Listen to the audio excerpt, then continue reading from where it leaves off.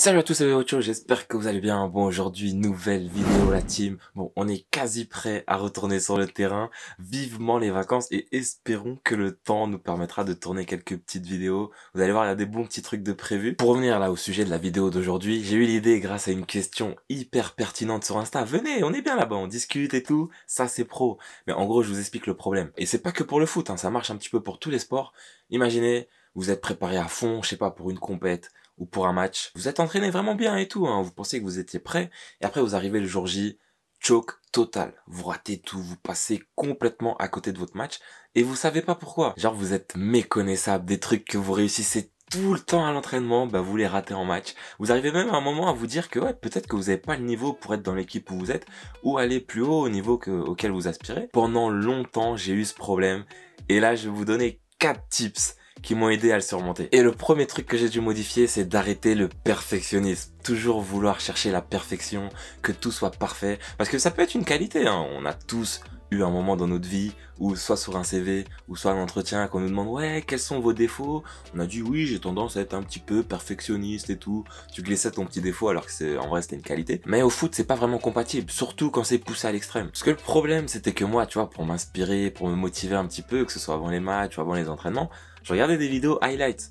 Et le problème dans les highlights, c'est que tu vois que les bonnes actions des joueurs. C'est-à-dire, ils ratent jamais, et inconsciemment, tu te dis que ouais, ils réussissent tous leurs passes, ils marquent tout le temps des buts de malade. Et donc toi, après, t'arrives en entraînement ou en match avec les mêmes objectifs. Genre, oh, je vais rater aucune passe, je vais réussir toutes mes frappes, je vais marquer plusieurs buts et tout. Et la vérité, c'est que non, même les meilleurs, ils ratent des trucs. Messi, Ronaldo et plein d'autres, ils ratent plein de passes en match, ils ratent plein de frappes. Et quand je vous dis que pour moi, c'était poussé à l'extrême, c'est que une simple passe ratée, ça pouvait me sortir de mon match. Et après, j'étais méconnaissable, je faisais n'importe quoi derrière. Et ce qui m'a aidé un petit peu à surmonter ça, bon déjà, comme je vous l'ai dit, c'est de se dire que même les meilleurs, ils ratent des trucs. Mais aussi, au lieu de regarder des vidéos de highlights, c'est important hein, de regarder des vidéos de professionnels pour s'en inspirer, pour voir un petit peu les déplacements et tout. Et plutôt que de regarder des vidéos de highlights, je vous conseillerais plutôt de taper le nom de votre joueur, par exemple Harry Kane, le meilleur attaquant de Première Ligue, et vous mettez Harry Kane vs telle équipe. Comme ça, vous allez avoir toutes ces actions du match, ce sera plus facile à analyser, plus facile à voir les déplacements, et vous allez voir aussi qu'ils ne réussissent pas tous leurs gestes. Des fois, vous allez voir qu'il va rater des contrôles, il va rater des passes, mais il va aussi faire des trucs de malade. Et là, ça te permet un petit peu de dédramatiser la situation, et tu verras que toi, après, quand tu arriveras en match, et que tu rateras une passe, ben ça aura pas autant d'impact sur ton moral que ça en avait avant. En tout cas pour moi ça a marché. Ensuite le deuxième truc que j'ai dû modifier, c'est d'arrêter de trop réfléchir, de overthinking. Et parce que avant c'était ça mon problème, c'est que pendant le match, hein, parce qu'en match on est là pour performer, on n'est pas là pour analyser sa performance.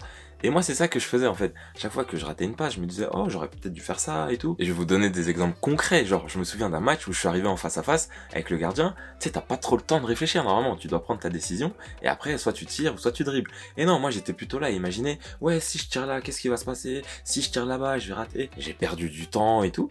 Et au final ton face à face tu le rates. Ou avant de recevoir une passe, avant même de contrôler le ballon, tu penses déjà à oh si je le rate, mon coach il va pas aimer, il va peut-être me sortir. Et tout ça, ça te rentre dans un espèce de cercle vicieux. Et une fois que t'es dedans, bon courage pour t'en sortir. Et pour corriger celui-ci, j'ai dû mettre en place une technique, celle qu'on appelle le script. Je vais pas m'étaler sur la technique complète parce que ça pourrait faire l'objet d'une vidéo entière et je pense que je vais la faire en plus. Mais pour vous expliquer rapidement, en gros le script, il y en a pour tous les postes, il y en a pour les défenseurs, pour les milieux, pour les attaquants et les gardiens. C'est une technique qui va te permettre un petit peu de garder ton focus, de rester concentré sur ce qui est vraiment important dans le match. Par exemple, dès que tu es en match et tu vois que tu commences à penser à des choses inutiles, à réfléchir à des choses inutiles qui vont rien apporter à ton jeu, tu reprends ton script, tu te concentres là-dessus et t'exécutes les actions.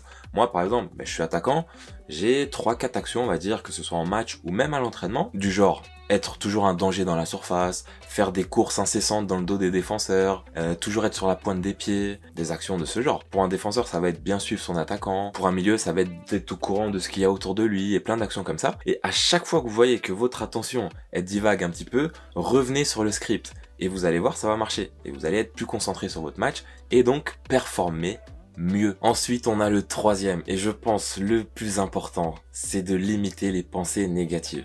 Et je dis bien limiter parce que je pense que c'est physiquement pas possible de les arrêter, mais il y a quand même moyen de les contrôler.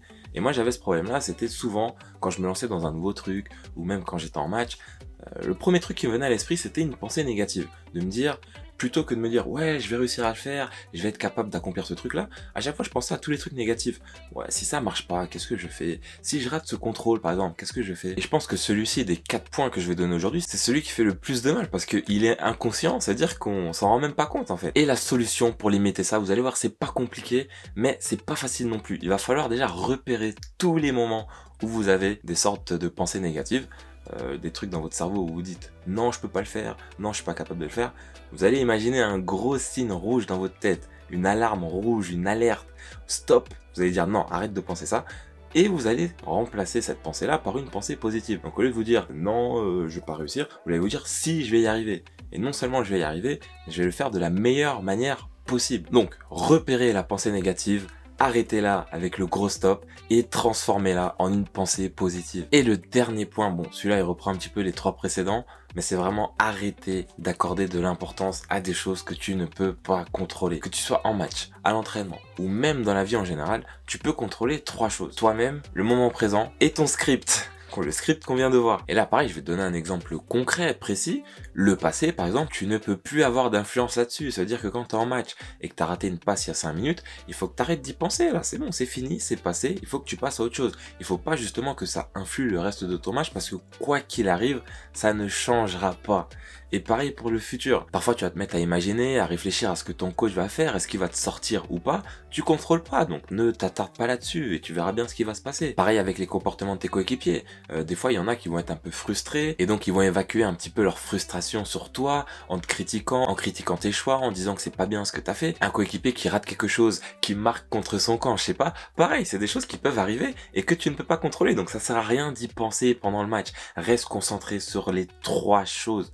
Toi, le moment présent et le script. Bon après j'ai abordé chaque point vraiment en surface. S'il y en a que vous voulez que je détaille plus, dites-le moi dans les commentaires. Après c'est des points que vous allez devoir expérimenter sur plusieurs semaines. Ça vient pas du jour au lendemain, mais je vous assure que vous ne le regretterez pas. Et voilà, c'est tout pour aujourd'hui. Courte vidéo. Bon j'étais un petit peu enrhumé, j'espère que ça s'est pas trop entendu et que j'ai pas trop dit de bêtises. N'hésitez pas à venir sur Twitch en fin d'après-midi, début de soirée. On est bien là-bas, on discute. Parce que c'est vrai que sur Insta, des fois je mets un petit peu de temps à répondre. Sur Twitch, ça répond direct la team. Sinon voilà, j'espère vraiment que la vidéo vous aura plu. N'oubliez pas de liker, de partager et de vous abonner si c'est pas déjà fait. Moi je vous dis à très bientôt. Peace!